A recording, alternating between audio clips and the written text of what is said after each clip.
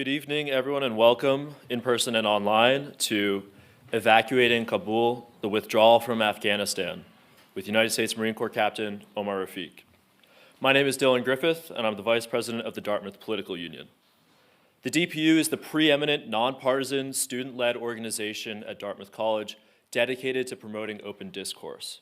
To that end, we host speakers from across the political spectrum, we hold both student and expert debates, and we organize campus-wide discussions on relevant political issues. We believe in advancing the robust exchange of ideas as a responsibility of institutions of higher education in a free and open democratic society. At Dartmouth, students have historically led this charge. In the late 18th century, literary societies were founded by students and functioned as nonpartisan forums for dialogue on public affairs. Today, we at the DPU root our mission in this history, and we continue this tradition of furthering dialogue on issues of societal importance, and tonight's event is definitely one such instance of this. Tonight, Captain Rafiq will give some opening remarks, then we'll move into a moderated question and answer period before opening up to the audience. If you'd like to ask a question, 2 DPU ambassadors will be holding microphones in either aisle, and you can approach them if you would like to ask one. With that, I'd like to introduce tonight's moderator, DPU Ambassador Samantha Bevins from the class of 2025. Samantha is a government major on the international relations track and a double minor in Latin American, Latino, and Caribbean studies, as well as a public policy minor on the economic policy track. Last spring, Samantha was an intern research analyst for the Assistant Secretary of Defense for Legislative Affairs on the research and engineering team. Our guest for this evening, Captain Omer Rafiq of the United States Marine Corps Reserves, is currently serving at Special Operations Command Central in Tampa, Florida. He enlisted in the reserve component of the Marine Corps in August 2010. Following initial training, he deployed to Helmand Province, Afghanistan, in support of Operation Enduring Freedom. Commissioned as an infantry officer in 2016, he deployed across the globe to Europe, Asia, Middle East, and East Africa. Most recently, he was one of 2 U.S. Department of Defense officials on the ground in Port of Sudan supporting the evacuation of U.S. and allied nation citizens from Sudan amid the civil war that broke out last spring. During the evacuation of Afghanistan in 2021, Captain Rafiq served as Aide de Camp to Commanding General of Joint Task Force Crisis Response, the unit that oversaw all evacuation operations in Kabul. Following the collapse of the government of the Islamic Republic of Afghanistan, he was reassigned as a Special Evacuations Coordinator. During this period, his actions contributed to the successful evacuation of more than 124,000 evacuees belonging to 24 partner nations. From 14 August to 30 August 2021, Captain Rafiq led a series of ground force elements to respond to multiple breaches in the perimeter of the airport, resulting in the safeguarding of military and critical infrastructure. While assigned to the Intelligence Directorate, he deciphered more than 72 hours of intercepted communication between unknown actors and conducted over 24 hours of surveillance in areas of interest to rule out potential violent extremist activity. During the entirety of the operation, he led a series of clandestine contact teams to extract American citizens and other high-risk personnel, directly resulting in the evacuation of 675 personnel. On 26 August 2021, following the detonation of the improvised explosive device at Abbey Gate, Captain Rafiq led a quick reaction force to concentrate additional combat power at the blast site, enabling an accelerated evacuation of critically wounded to receive advanced medical treatment. Captain Rafiq was awarded the Bronze Star Medal for his meritorious achievement. Please join me in welcoming him to the Dartmouth Political Union tonight.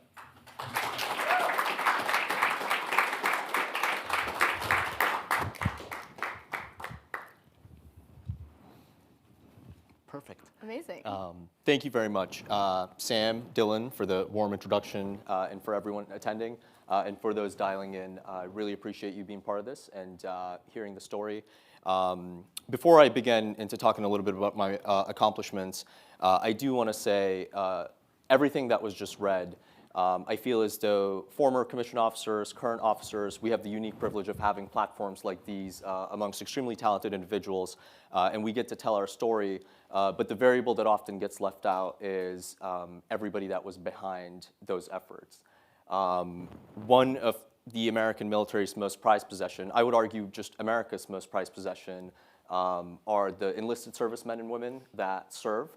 And I can unequivocally say that it is those enlisted men and women that allow for those intros to happen. Sometimes they get these platforms, other times they don't. So I want to make sure we're recognizing them because none of what was read would be possible had it not have been for them. Moving right along, Sam had asked me to shed some light on a little bit of my background, so I'd be delighted to do so. So I am a proud first-generation immigrant. I was born and raised in Saudi Arabia. I was 14 when I moved here to the States 18 years ago. Again, I'm the product of the green card lottery system, and as the old adage goes, there's a higher likelihood of you getting struck by lightning than getting that green card lottery favor your way. And in many ways, my path to the military was just as improbable as my path to being an American. I think in many ways I wanted to be an American more than I wanted to be a Marine. So when I was a junior in high school, I got arrested. And my parents didn't know this up until recently. But my way to pay the tax to America was, I said, hey, I think I'm going to go enlist in the military.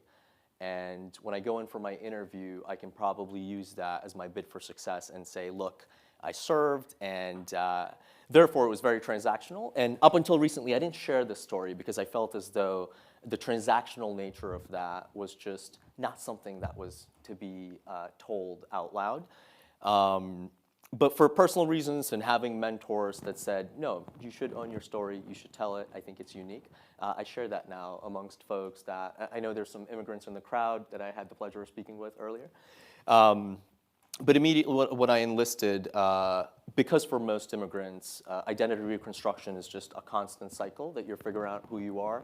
I was born and raised in a country where I didn't have a path to citizenship, but the citizenship that I held when I went to that country, I kind of wasn't accepted either. This was the first country that said, you will have a path to citizenship, you will have an identity. Sometimes it's a rocky path to that identity. People still question it, but an identity nonetheless. Couple that with being a Marine, I think it truly reinforced what it meant to be an American. And the Marine Corps was the first time where I realized I was actually very good at something. I enjoyed the structure, I enjoyed the purpose, but I didn't want to do anything past the reserve service. I figured I'd get a deployment out of the way. So the summer between my junior and senior year in college is when I deployed to the Helmand Province, as Dylan mentioned. And I think it was there that I truly realized just the formal and informal authority that a commissioned officer holds, but more importantly, the kind of sway that they have. Not just on the trajectory of national security and foreign policy objectives, but also on the lives of human beings. In combat, how well you can take care of somebody and bring them all back home. But more importantly here, in garrison, the kind of impact that you have and what you give back. Of all the accomplishments that Dylan shared, I was sharing this with Sam earlier and some of the other folks that I had the pleasure of sitting down with. Of all those accomplishments, I can unequivocally say that my proudest accomplishment has been giving back to society a more refined enlisted Marine. And the uniqueness of these enlisted Marines is that sometimes they come from middle-class homes, sometimes privileged homes. Other times we find them from very, very underprivileged areas of America, whether it's pockets in the Midwest, down south, even up here in the Northeast.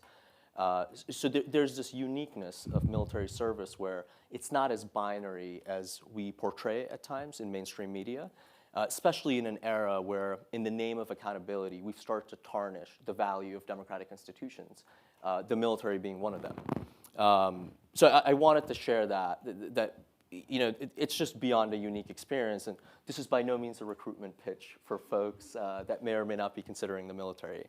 But pivoting into my service, I think I was just so in awe of what a young 24-year-old lieutenant did in the Helmand Province in Afghanistan, that when I returned and went back to the reserves, I finished undergrad, went to graduate school, and immediately commissioned.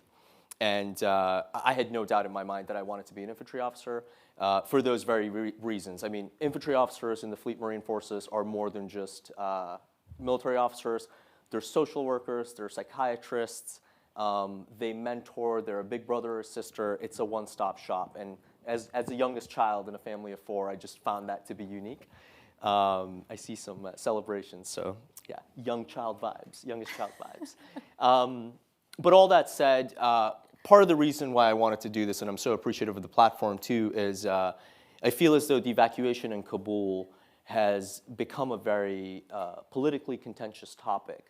And in the midst of all the noise, we have failed to appreciate some of not just the challenges that folks overcame, but equally as importantly, some of the contributions that people made. And when I shed light on the contributions, which I'm very glad to be talking about throughout the night, I don't shed light on the contributions from an upper echelon leadership standpoint. I talk about the contributions, again, of 20 to 23-year-olds that at times find themselves on the receiving end of what I call the negative externalities of policy decisions. And I say that in the least partisan manner possible. I feel as though folks in institutions like these should and absolutely should be willing to, not to make themselves aware, but make themselves constant learners of what it is that, what ramifications certain policy decisions have.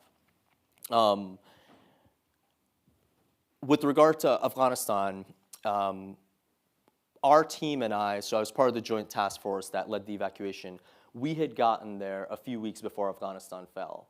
And our job was to provide the State Department with assessments and indicators of how quickly or how likely the Afghan government would fall.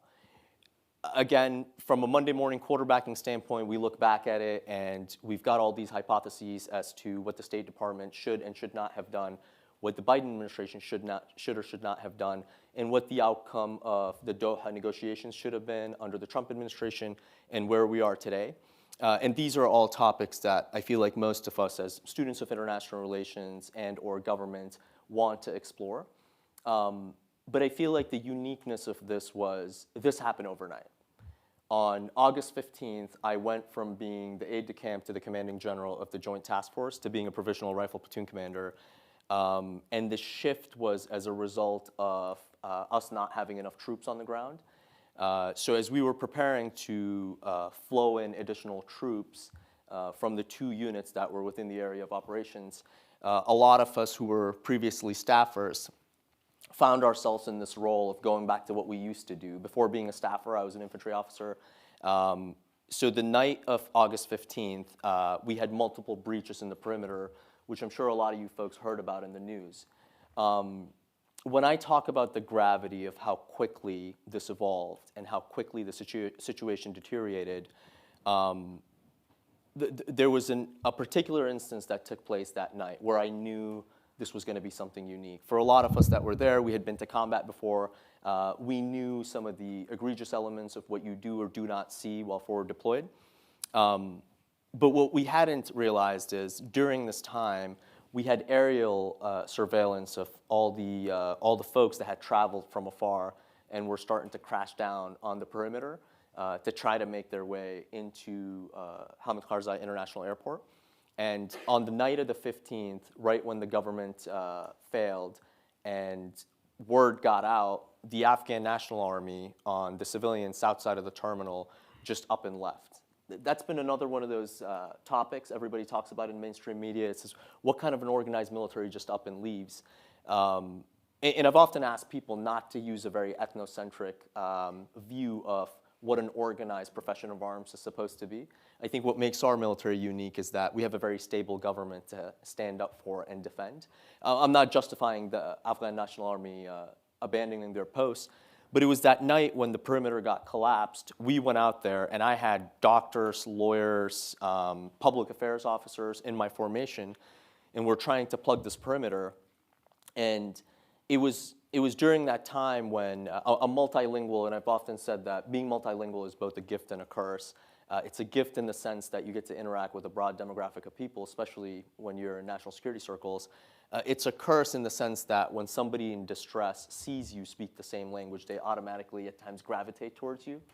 And that night, there was a woman with 2 children who had approached me. And typically in tense situations like these, one of your senses kind of goes down and the other one takes over. Very common in combat. Either it's your auditory, your smell, your vision, your touch. And I didn't realize that the 2 children that this woman was carrying, one of them had already been deceased. And we suspect it was probably from the journey that she had made. It could have been from just waiting in this crowd of 2,000 or 3,000 plus people. There was no way to estimate how many people were out there. And she ran up to me and she spoke to me in Urdu because I was yelling commands in Pashto and Urdu, hoping whatever stuck, people would listen. And it was absolute chaos, nothing I had personally seen in combat operations before. And when she handed me one of these kids, I don't think my senses were intact for me to realize what had just happened, because it was happening a whole lot. Guilt is a common tactic during a very rapidly deteriorating set of circumstances. I'm sure a lot of folks watched in the news what was happening with folks just throwing children over the fence. But after I kind of started catching up to my senses is when I realized the child had been deceased. It was the smell. It was once I gained my touch back, I realized just the weight of the baby. And I share that because that is one instance of what would continue for the next 2 weeks. And I was in this unique position where I probably had to secure the perimeter for the first 48 to 72 hours. And then I was reassigned as a Special Evacuations Coordinator, where a bunch of us came together and we created these small contact teams to start to go and get American citizens in the absence of guidance. And I say in the absence of guidance, not in the sense that there was an issue formulating it, but that's just the way the government works sometimes. It takes a while. Folks don't know what the circumstances on the ground are, so directives come a little later. And I was just proud to be amongst teammates who took the initiative and said, we're not going to wait for much longer, and we're going to start taking the initiative to go out and get American citizens via means of WhatsApp, Signal. There were folks back from the States that were reaching out to us and sending us names of American passport holders. But I share the instance of a mother handing me her baby is because while that's an instance of moral injury and trauma that I carry, and I'm somebody that understands to a certain degree how the world works. I'm somebody that understands how some decisions by the federal government can be delivered at a rather lethargic pace. I often worry about the 19 to 23-year-olds that were exposed to that daily for a 2-week time period. And part of the reason why, and I really appreciate Sam encouraging me, I was a little reluctant to start sharing these experiences, but she was one of the driving voices who said, no, you should come out, you should speak about these, because the last thing we want to do is for folks like me to be gatekeepers of this information. So I certainly wanted to start sharing it in these circles where we can hopefully learn some lessons from this and collectively come up, as the next generation of rising leaders, come up with ways in which we can avoid making the same mistakes, not just through the lenses of preserving America's image abroad, but more importantly, preserving what I refer to as America's most prized possession, very, very young Americans who just raise their hand and decide to serve, not realizing what the trajectory of foreign policy is looking like. Amazing. Well, thank you so much for sharing your story. We're going to start with the moderated section of this event. So the first question I have for you is, can you tell us what the United States' overarching mission in Afghanistan was? And after 20 years of engagement, in what ways did the United States fail to or succeed in achieving this mission? Yeah, million-dollar question, right? You know, I do want to preface that response with saying that you know, the preponderance of my time in Afghanistan over 2 deployments was spent at the tactical and operational level. And my opinions are rooted in the experiences that I have. I can only imagine what folks at the strategic level went through over a span of 20 years, balancing the political will here at home, balancing the budget that kept getting or not getting allocated to this, what was usually coined as an endless war. But more importantly, I certainly don't want to misappropriate my role as a former military officer when answering this. And I say that because, unfortunately, we do, as Americans, have a propensity of taking a former government official and using their position to saying, hey, there's an Afghan vet that said this, it might be right. So I preface my response with that. In theory, I would say our mission in Afghanistan was to dismantle al-Qaeda post 9/11 and to degrade the Taliban's ability to continue governing, and with a emphasis on their inability to bring about economic development, their just grave disregard for human rights, specifically when it comes to allowing women to prosper, and also equally as importantly, to prevent it from becoming a safe haven for terrorists. Did we achieve it? I feel as though there was a point in time in the duration of the 20 years where we did. Strategic consistency, unfortunately, just not in modern era foreign policy for the United States, but historically, is not our forte. And that is coming from a place of being a student of international relations, not necessarily from my time entirely as a military officer. So I would say there was a point in time when we achieved those broader objectives. But in the process of achieving those broader objectives, we almost introduced an implicit set of objectives, or secondary objectives, I would say, which were to engage in nation-building efforts. Again, not the best record, unfortunately, when it comes to, and let's be honest, nation-building requires continuity. It requires continuous political will, which for us, fortunately, because we are a healthy democracy, and unfortunately, because the political will changes every 4 years, nation building is just not something that comes easy to us. So I feel as though that was another objective that is up for the pundits to decide whether we achieved it or not. In 2012, when I was there, or 12-13 timeframe, we had talked about, hey, this is where we're going to put an end to it. There's enough prosperity, there's enough of an example of what good governance looks like, and by 2014 we should leave. As we all know, and as President Biden coined it, he wanted to end not just the endless war, but the endless exit. And that's an underrated aspect of the Afghan war, where folks usually revert right back to the Taliban negotiations in Doha under the Trump administration.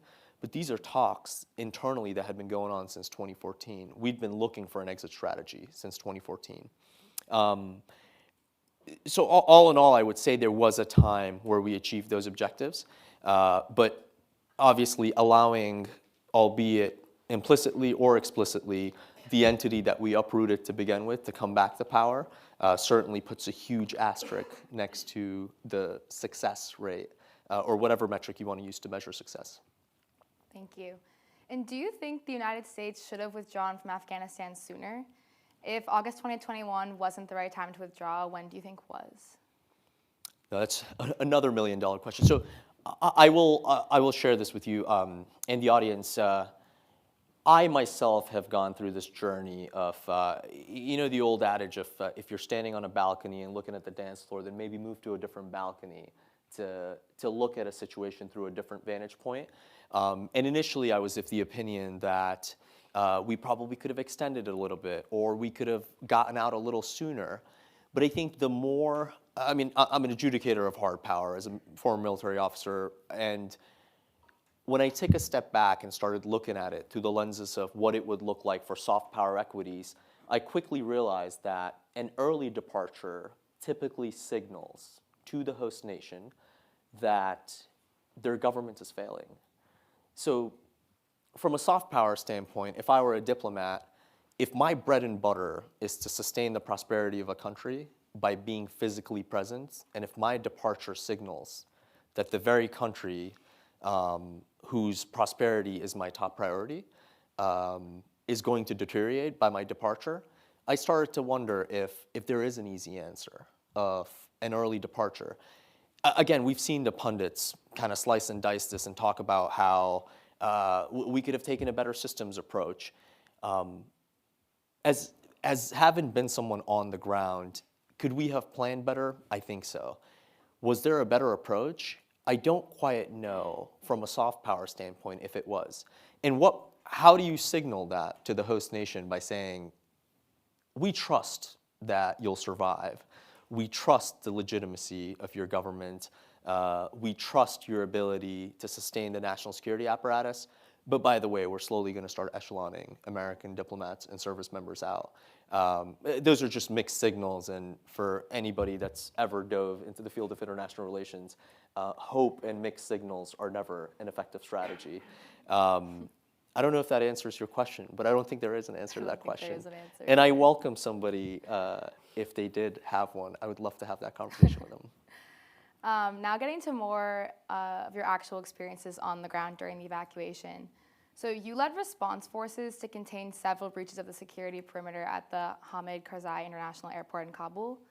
One now infamous instance of these breaches was when a suicide bomber detonated outside of the Abbey Gate and killed 13 Marines and sailors and 170 Afghans. Can you walk us through your response to that blast and how you navigated its aftermath? Yeah, absolutely. So I think, again, before I talk about my own response, I think the Abbey Gate has become another one of those topics where everybody knows about it because of the calls for accountability in the mainstream media. And I applaud any call for accountability when it comes to policy decisions, tactical decisions, whatever it may be. I think that's the essence of our democracy, is that albeit reactively, at times proactively, we have avenues through which we can pursue accountability.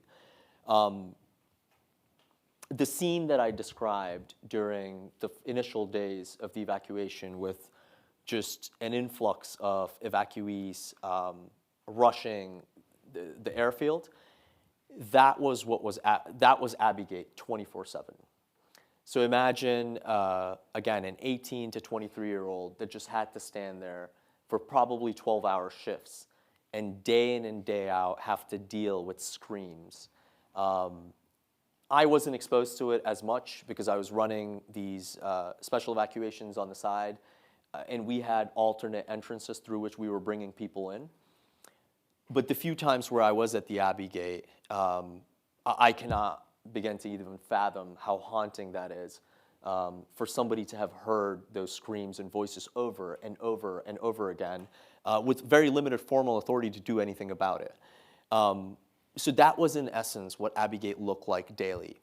On the morning of the 26th, I had actually received a text message from a mentor of mine who said, she's a reserve lieutenant colonel in the Marines, and she said, look, I would never abuse my proximity or my relationship with you, because our phones were getting flooded. Our numbers got leaked to people, folks from the Office of the Secretary of Defense, folks from the National Security Council, folks from the private sector, everybody was reaching out. And it was an interesting observation on how the power dynamics all of a sudden shifted in society, where typically when you need something, as a military officer, as a regularly contributing member of society, you start to reach out to people who are political appointees, who are in these positions of power. And I just found it unique that all of a sudden the equation just shifted. But we were very happy to be of service, but we just didn't have the right mechanisms to be able to operate on the ground while still fielding these calls. So eventually we created a multinational coordination cell where all those requests would go up and get funneled down to us. But still, if folks knew that you were somebody that they had previously served with or had gone to college with, people would start reaching out to us with these one-off requests. And at times, if your schedule and bandwidth allowed it, you would cater to it. My mentor to this day, she looks back at it and she thinks I did her a favor by going and getting this guy. What she doesn't realize is the day I went to go get him, I won't name the gentleman's name for the sake of his privacy, but he was an Afghan interpreter that worked for U.S. forces for a very long time. Fortunately, we were able to locate him. It took us a couple of hours, but the site that I pulled him from is the exact site of the blast. And to this day, he's now in Wisconsin. Thankfully, he's safe. He, to this day, reaches out to me and he says, my brother, thank you so much for saving my life. But again, I don't think it ever adds up that, because that day I didn't have anything till later on that night. Most of my evacuations were in the cover of darkness.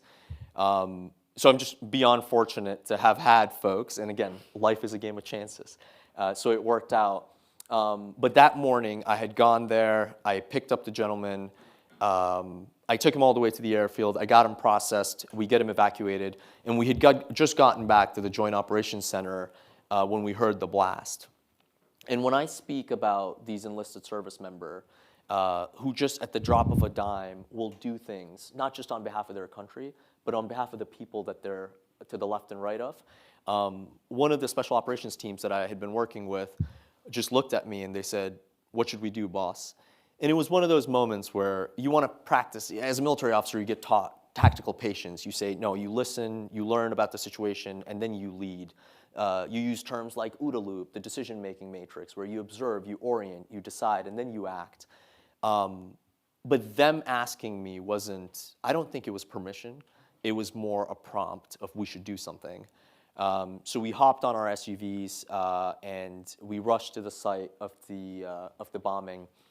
And it was, again, a lot of us on that team had been to combat before, and we had seen one variation or another of human suffering.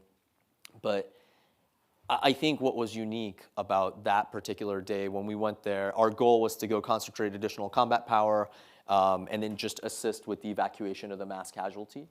And I'm especially grateful for the fact that you not only honor and mention the 13 servicemen and women that were killed that day, but also the 170 Afghans.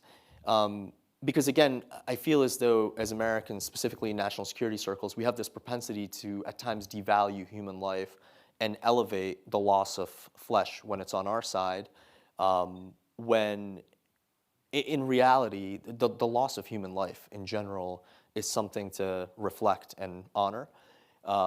So for us, it was just a very chaotic situation that day. But again, the initiative of these young special operators and the Marines that were there resulted in the expedited evacuation or the medevacing, which is the medical evacuation of the wounded to the Norwegian Role 2 facility that was centralized in Hamid Karzai International Airport. And with regard to the second part of your question as to how that informed, this is another underrated aspect of the evacuation where people seldom talk about how much risk folks took knowing that there was a deadline and that we were deducing from that deadline to try to get as many people out as possible. That night marked what was supposed to be the official end of all evacuation operations.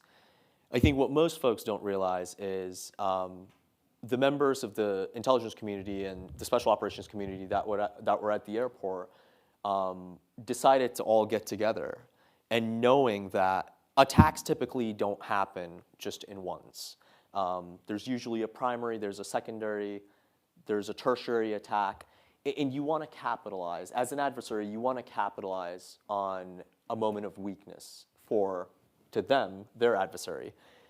Despite knowing the risk, despite knowing all the threat stream reporting that was coming in, the small group of intelligence community professionals and members from the special operations community decided that they were going to continue, and I say they and not we, because I did not think I personally had it in me to have just gone through what we saw and still keep going.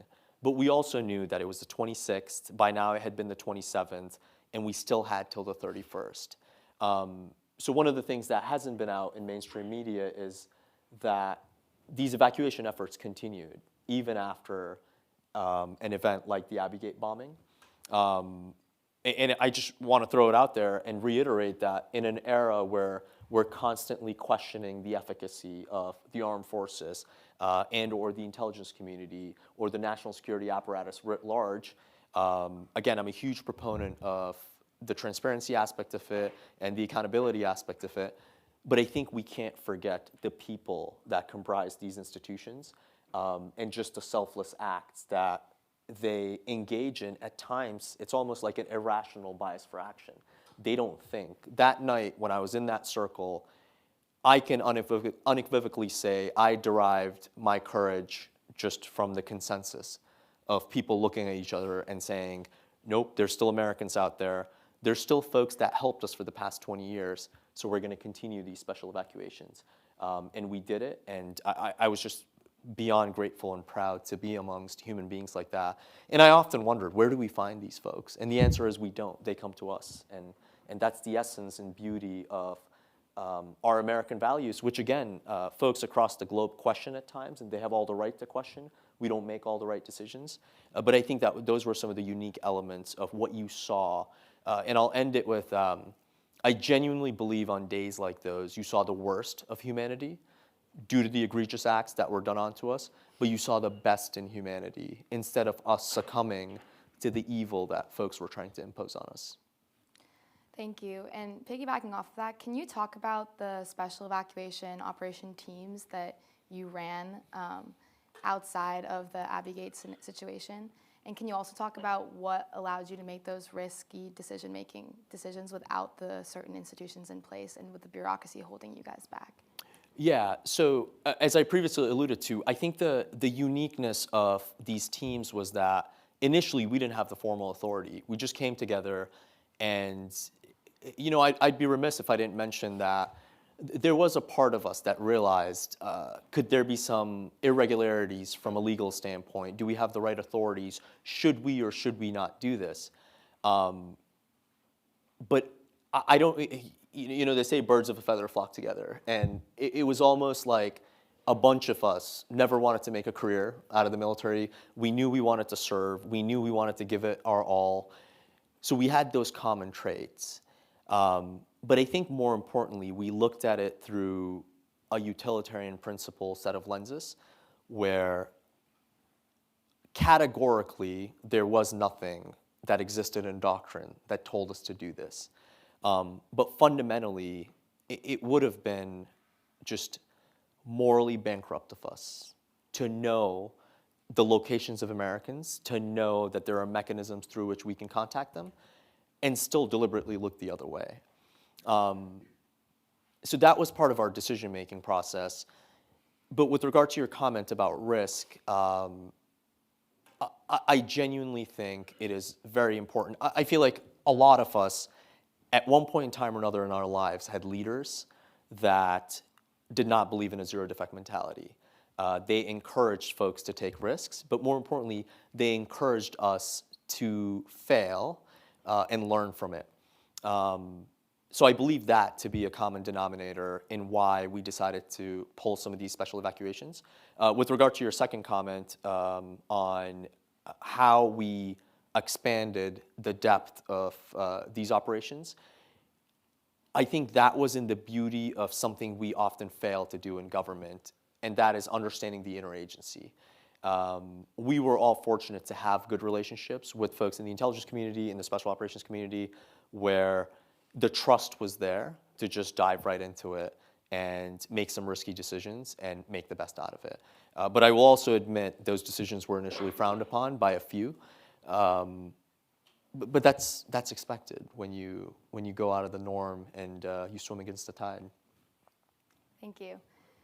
Do you think the United States should have kept Bagram Air Base open? And do you think its closure contributed to Hamid Karzai International Airport in Kabul being overrun? Yeah, so that's another point that constantly gets brought up in the media. And I want to raise a few points when I answer that question. I think one of them is Bagram was an absolute fort. I had personally been there before. I had done an area reconnaissance of it with my boss in the days leading up to the evacuation. Not immediately, but we had done what's called an ADVON. It's like an advanced party. You go in ahead of time. It would have taken an additional 5,000 troops to secure something as large as Bagram. So that's one variable. And we often have the saying, especially in combat arms, that in order to go small, you have to go big first. You have to secure a perimeter for you to be able to effectively retrograde your forces. You bring down the numbers, and then you take your outside perimeter, you break it down further. It's a phased approach. So for folks to insinuate that we could just bring in 5,000 troops, put them in Bagram, have two alternate sites, sure, sounds like a viable course of action. The other variable that people seldom bring up is if you did have two locations, with just one centralized location, it was so difficult for the State Department and the Department of Defense to reach out to every potential evacuee and try to get them to come to one centralized location. With unknown checkpoints from the Taliban all over Kabul, on the outskirts, there's a total of 34 provincial capitals, which by now all of them had collapsed. So with our own collections assets having been collapsed, how then do you determine on who to send to Bagram and who to bring to Echkaya? Again, we can sit here and Monday morning quarterback those ideas, and I think we should. But to me, I don't think having an alternate site would have added value. It probably would have increased both risk to mission and risk to force. But I also say that as somebody that wasn't part of that planning. And I also say that as somebody that wasn't on the table at the National Security Council or the Office of the Secretary of Defense that had to make these strategic decisions of additional troop surges. I also say that as somebody that doesn't have to worry about whether or not we as Americans had the political will to want to put an additional 5,000, not accounting for the 5,000 that had to be inserted into Echkaya to run that operation. So those are all the variables that I think about, but knowing that these decisions are often nuanced and they're laced and or contingent upon so many different factors, I don't think I have an answer as to what we should have done. I know that there are probably ways in which we could have conducted the planning, the interagency planning for Hamid Karzai International Airport a little bit better.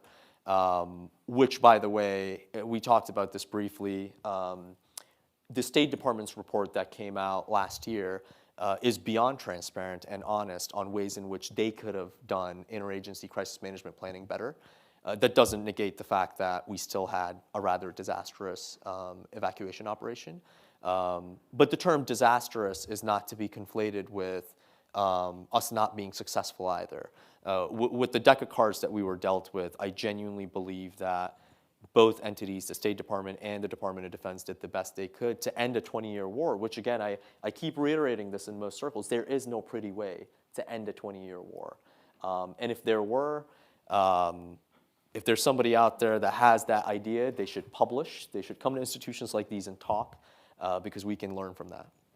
Thank you. There's reporting that senior military officials advised President Biden to leave 2,500 troops in Afghanistan to ensure the stability of the Afghan government. Do you believe 2,500 troops or more would have prevented the overthrow of the Afghan government? If so, should the U.S. have left the minimum necessary troops there? Yeah, so again, I'll preface this response with I wasn't part of the Doha negotiations between the Trump administration and the Taliban. And I wasn't part of the National Security Council planning team. I wish I had some exposure. I hope they come out with additional transparency reports that talk about the decision-making that led to a complete withdrawal, vice a phased one, and or vice leaving 2,500 troops in an advisory capacity. To me, there's two answers to this. The first answer is, we look at this through the world that we were living in. The second answer is we look at this through the lenses of the world that we ought to have been. I'll answer the second one first. In a perfect world where the negotiation between the Taliban and the US government was to have troops in there, which I don't see how it would have passed because the whole notion of US troops being there would have been in an advisory capacity, specifically with aviation assets. Aviation assets and nation building are something that, one, are the most complicated and difficult. Our own aviation pipeline, it takes 2 years to produce a United States military pilot. Try advising a foreign government and or a host nation in the processing of an entire air force. And in many ways, you don't want a host nation government to have the same aviation capabilities as maybe a regional ally, whatever it may be. So I think that said, in the event where there was a part of that structured negotiated agreement between the Taliban and the United States at the time, the Trump administration, where they allowed for some footprint of advisors to stay back, I do think this could have been a sustainable model. We do it in Iraq currently with a very small footprint. I think the long-term stability of Iraq is certainly up for debate, but it is also not a failed state currently.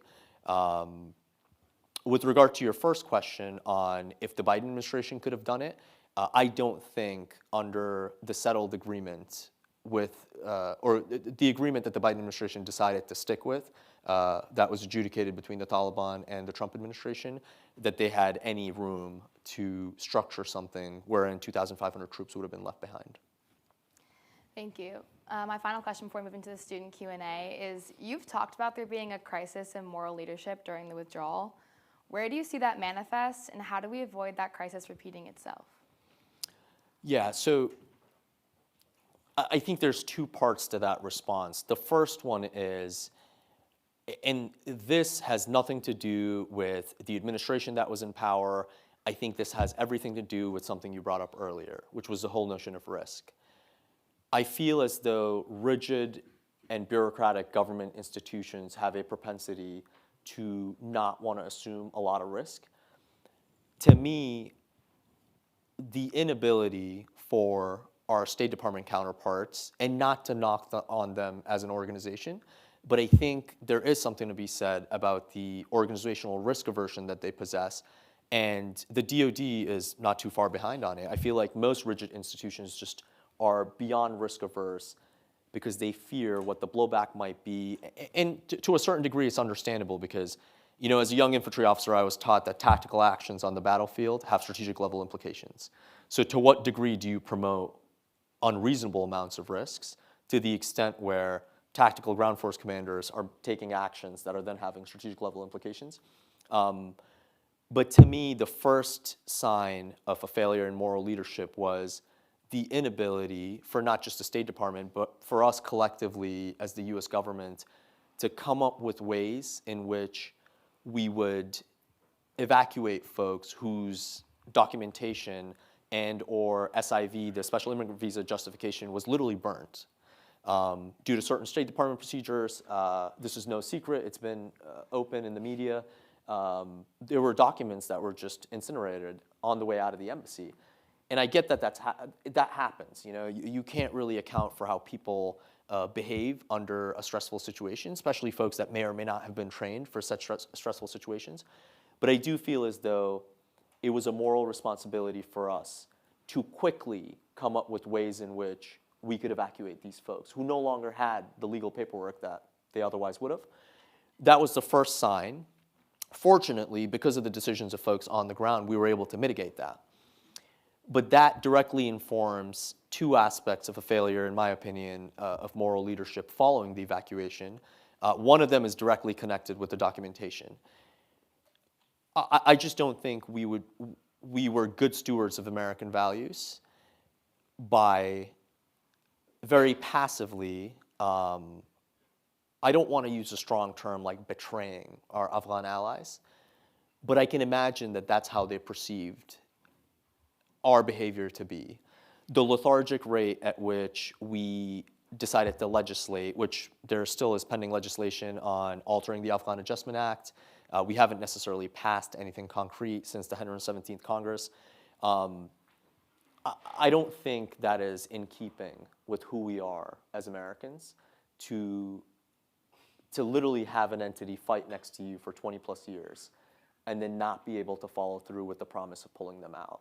So that was a second indicator to me with regard to a failure of, or an exhibition or demonstration of failure in moral leadership. And then lastly, I'd say from a moral injury standpoint, we have tried to slice and dice the Afghan evacuation in every way possible. We've nitpicked tactical decisions. We've tried to nitpick the decisions of certain commanders by saying, should the Abbey Gate have been open? Should it have been closed? Should other gates have been open? What other avenues? Should Bagram have been involved? But I think the one piece that we haven't talked about is you put an entire generation of 18 to 23-year-olds. And there was this one particular instance where there was a service member, there was a young Marine I spoke to who who shared with me in the middle of the night. It's always interesting catching people when they're really tired, because they haven't slept in 3 to 4 days, and they really start speaking their mind. You start to put your stoicism aside, and you meet somebody in a position of authority, and you really start sharing how you're feeling. And this Marine said to me, he said, "Sir, I feel like it's ironic that I'm ending a war that my father started." And his father was enlisted in the army, and he was in the initial push into Afghanistan 20 years ago. So to put the burden of ending a war on 18 to 23-year-olds who may or may not have the broad sight picture of what they were doing there, and then completely disregard the moral injury aspect of this. Sam and I served in the Senate together, and we talked about this even at the Senate via means of the National Defense Authorization Act, where we said, let's try to sanction a study via the Department of Defense that studies the effects of moral injury on people. And moral injury is certainly very drastically different from full-scale combat operations. And I'm not saying one is more or less egregious than the other, but this is just a phenomenon that you don't often go through. This isn't what we train our service members for. But for us collectively, not just as a government, but for us collectively as a society, to have almost discarded the notion of what impact did this or did it not have on our service members, to me was another aspect of that failure in moral leadership. But I don't believe these to be foregone causes. I genuinely believe with the right amount of dialogue, we can shed some light on it, especially with the talent that exists in rooms like these, that we can look into these issues, because you truly don't feel the negative externalities of moral injury till much later. For a lot of these young Marines, airmen and women, sailors, soldiers, they will likely feel the brunt of this when they hold a child of their own. And I just, not just as a former or even current Marine officer, or former commander, I worry about what these decisions do to the mental health of our servicemen and women. Thank you so much for your remarks, Omar. We're now going to move to the audience Q&A section. As a reminder, if you want to ask a question, please allow our ambassadors to hold the microphones. We're going to form 2 lines on this alley and in this aisle as well. You just come to the front of it. Thank you.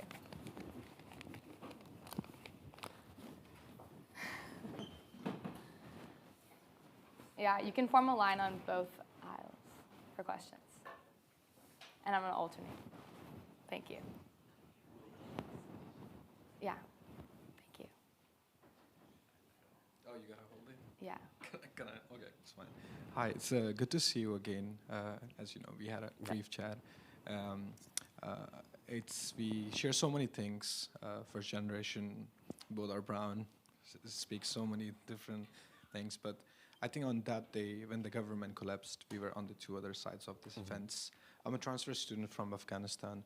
I came because of the collapse of the government, and I saw the whole thing, but from a different perspective. Broke my head, got stitches, shots fired at me, because I was just trying to get out of the Abbey Gate. And from an Afghan perspective, it was a failure, complete failure, because I saw humans die, getting sexually harassed, getting shot, blown away into the pieces. I saw it from the other side. And at some point, we were like, personally, I was not afraid as much as to stay in Afghanistan to die, but as much as afraid to go to Abbey Gate to die, because there was so much risk of dying.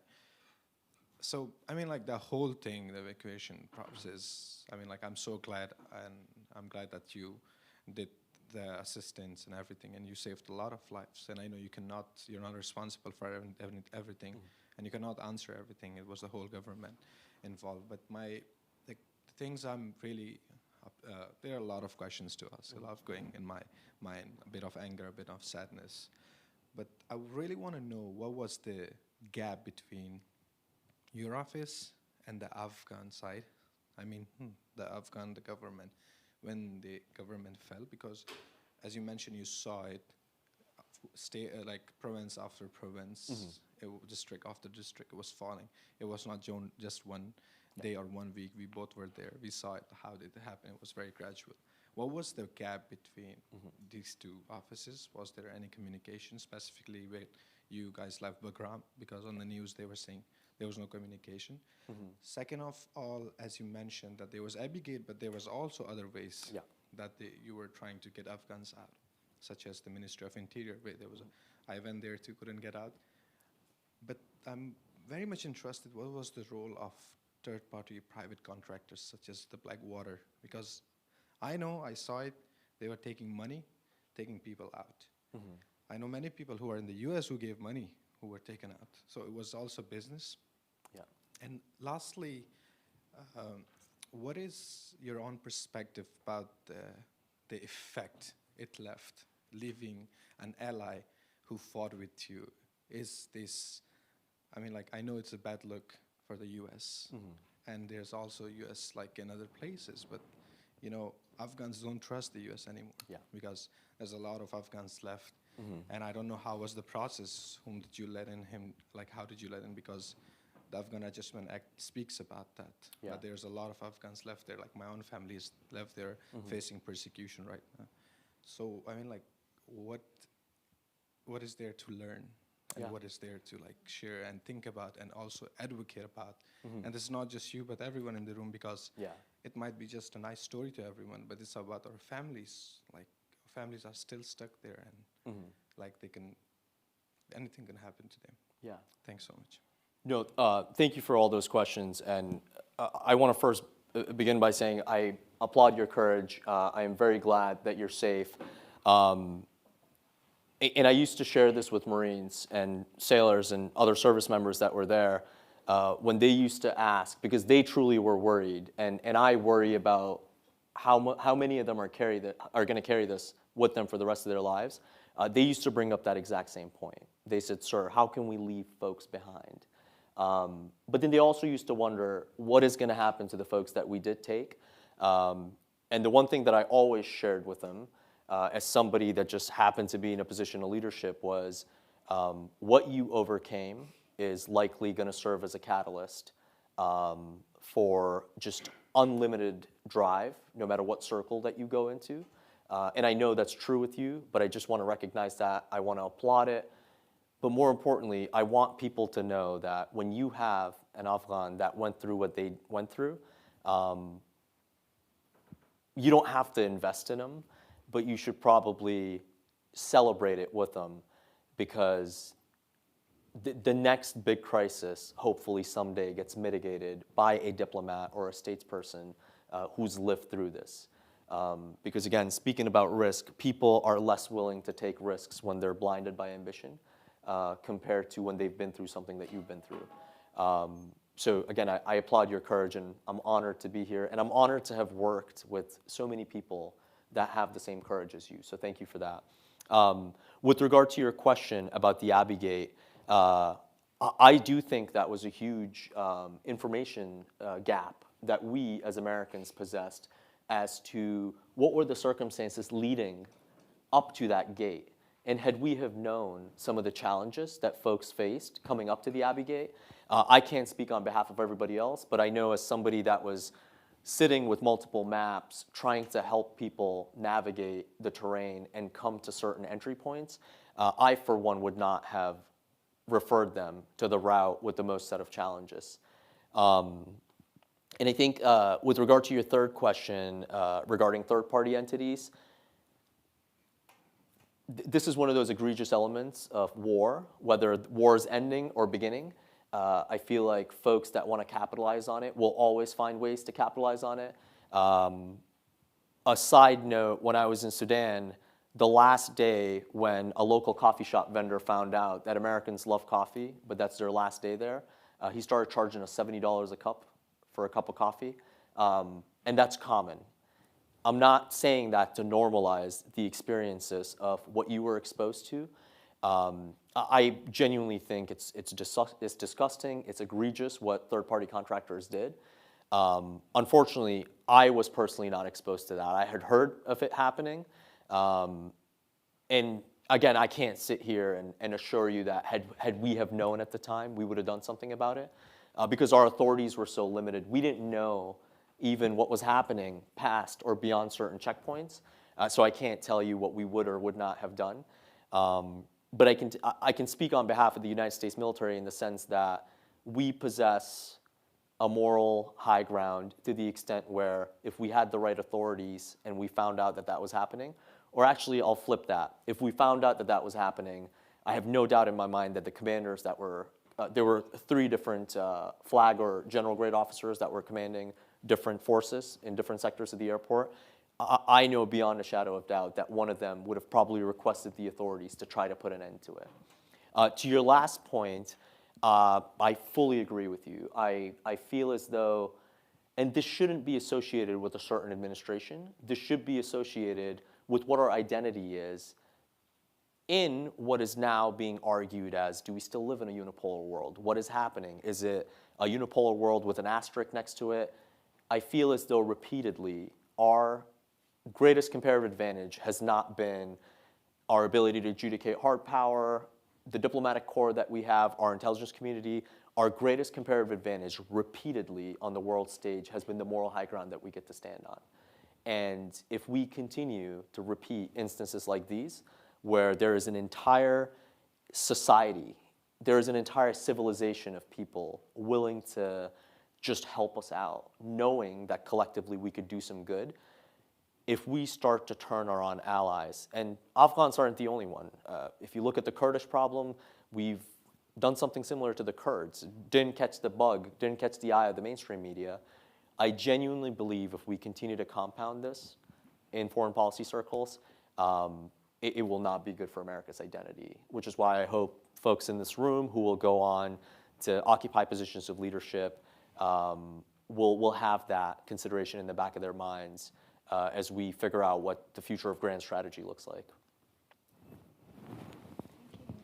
Hi, I was just wondering how, or I guess if, you felt that your identity, as a first-generation immigrant, as someone who spoke the language of the people on the ground when maybe of the people working alongside you did not, how you felt that influenced your decision-making while you were in this very stressful process, and how you think maybe someone who had come from a different background maybe would have reacted differently.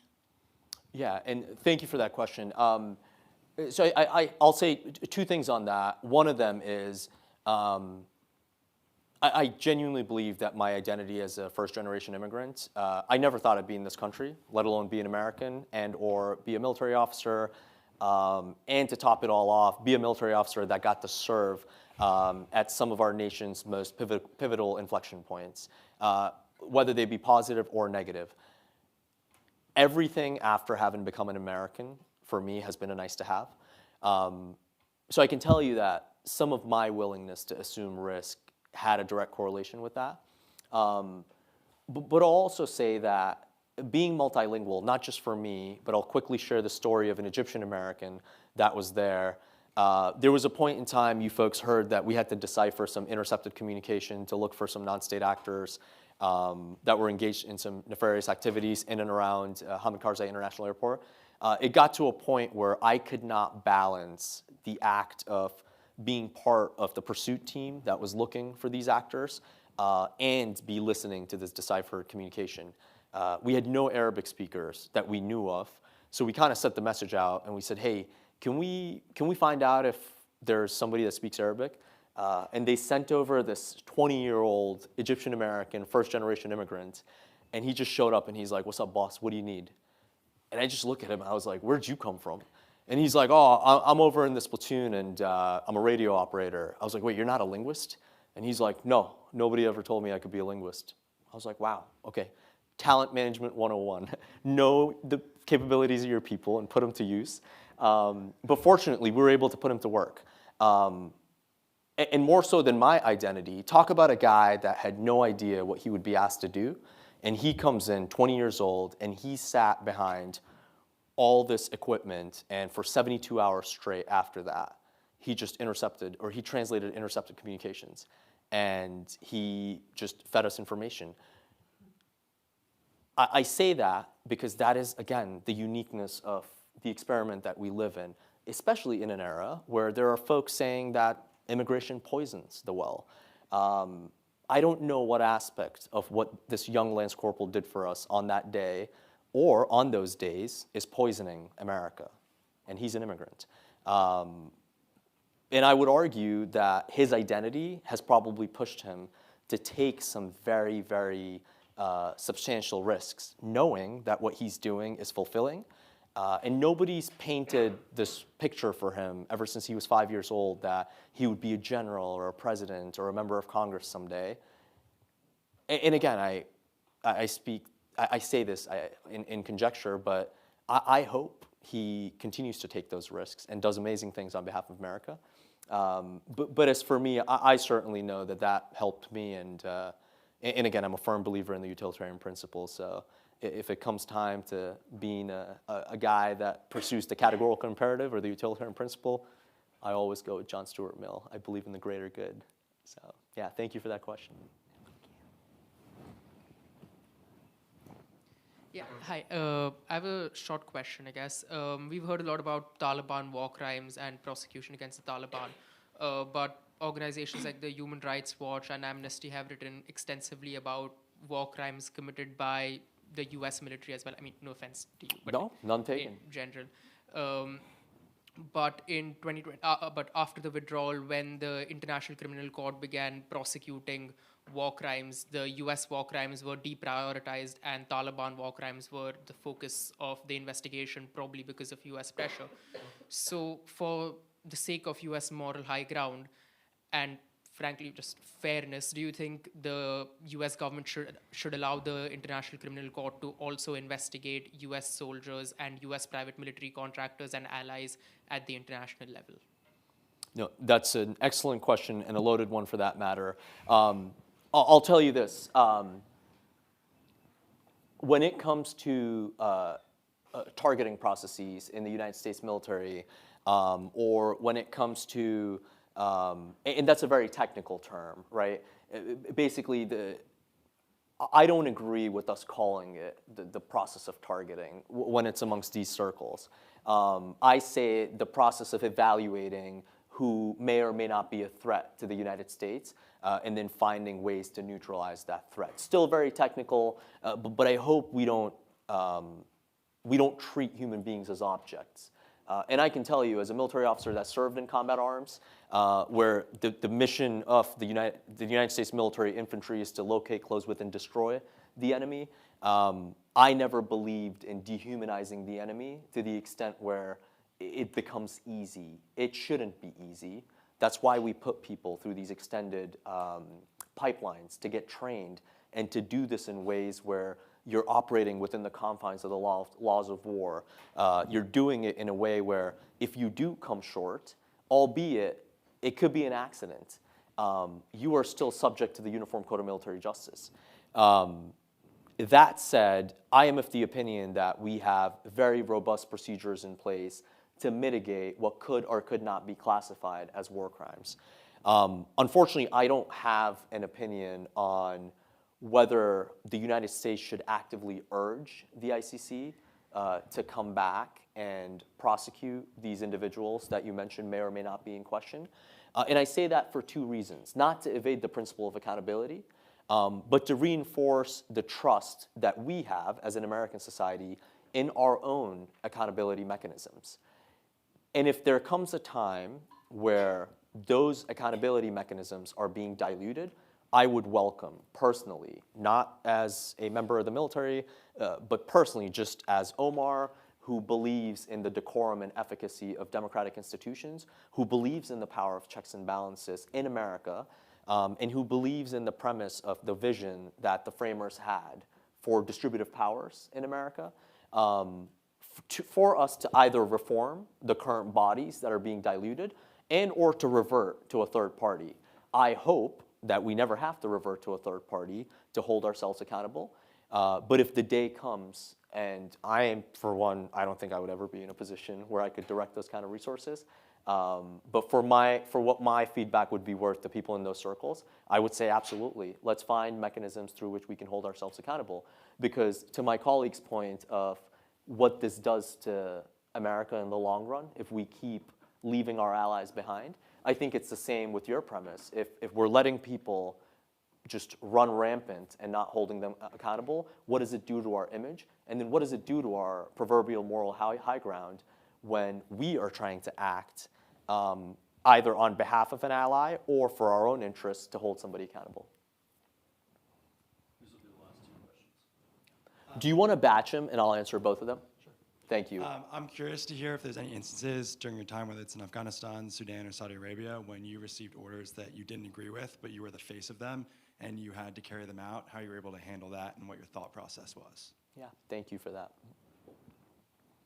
So my question is related to the Afghan National Defense and Security Forces had 220,000 more troops than the Taliban and received decades of training from the United States. What led to their defeat given this competitive advantage? And then as a second part to that question, how did tribal, ethnic, and regional imbalances in the region, and specifically in the Afghan National Army, undercut unit cohesion and readiness? Thank you for both those questions. So I'll answer the first one. I think, contrary to popular belief on how people may or may not perceive the military, there is plenty of room for what we like to refer to as tactful dissent. To directly answer your question, I personally have never been on the receiving end of, I think what you're alluding to is an unlawful order, and what degree of latitude do I have to question said order. I can assure you that even if I were to, young officers specifically, and enlisted women and men, are specifically trained to push back in the most tactful manner possible. Now, there's a fine line between pushing back and insubordination, but such is the case in any sector. But I can assure you that I happen to be a huge fan of the ethics platforms that we had coming up as young military officers. And I genuinely believe that being a student of philosophy, specifically the philosophy of ethics, enabled a lot of young military officers to make the right decision.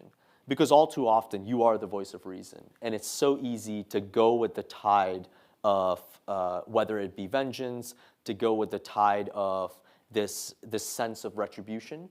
But you are the voice of reason. And that's why you don't necessarily get paid the big bucks, but you do get paid slightly higher than everybody else. But I don't think it's the monetary incentive that makes you want to enforce that. It's just a kind of person that wants to be a military officer. And all too often, your ethos are rooted in a very formidable set of moral and ethical foundations and or frameworks. So yeah, I don't think I was ever on the receiving end of it. I've certainly heard of people that were, and they actually ended up hashing it out before it ever got to a point where they had to execute it. And I'll also say, in the movies, folks are always like, do it, that's an order.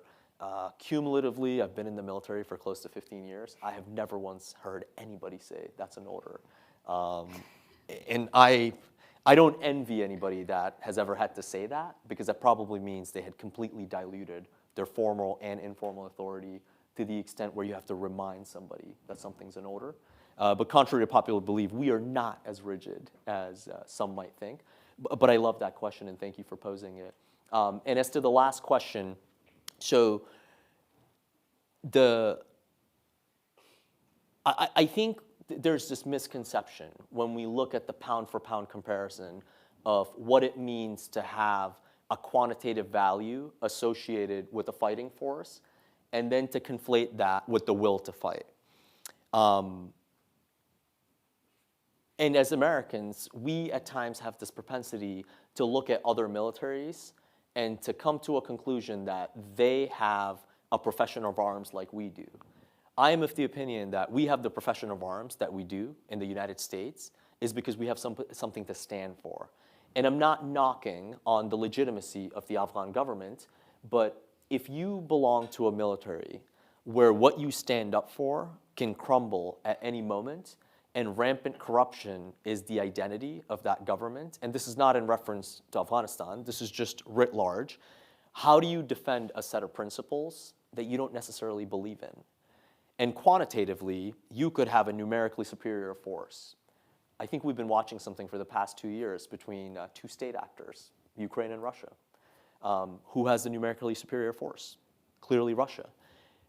But I think the initial week where there was that entire column going into Donbass, and everybody kept wondering, how is an organized military where members across from the intelligence communities in the first world kept saying, yeah, the Ukrainians are going to get decimated. Why then? Take the US aid aside. Aid does not make up for the will to fight. But why is an entity like the Ukrainians so effective at fighting? They've been able to rally an entire civilization, an entire society behind a leader who is just, talk about servant leadership, you know? I say that because that number has come up a lot, and folks have said, how then could such a robust entity that was trained for so long by US not been able to succeed? I've worked in advisory billets before. You can train somebody how to fight. You can't train somebody on how to have an affinity for the government structures that they have in their countries. That's my opinion.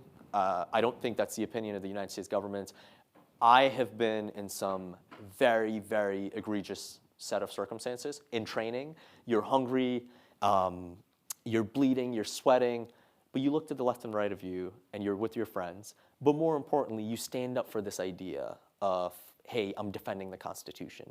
Seldom will you hear a lot of service members at their lowest talk about representing their country. It's usually an idea that they talk about. And I don't know how much of that idea existed for folks like in the NDU or other units. Again, that's conjecture on my end. That is my analysis. I come to that conclusion based on how I feel about my own service. There are times where I'm not too happy about the trajectory of domestic politics or what the US is doing on the foreign policy stage. But I remain a proud service member because of the people that I get to serve with. And again, I'll reiterate, because of America's most prized possession, it's the young souls that come. You know, we say, oh, they're blind and bush-eyed. I don't think they are. They're idealists, and we should honor that.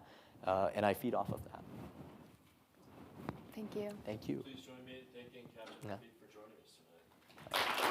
Thank you.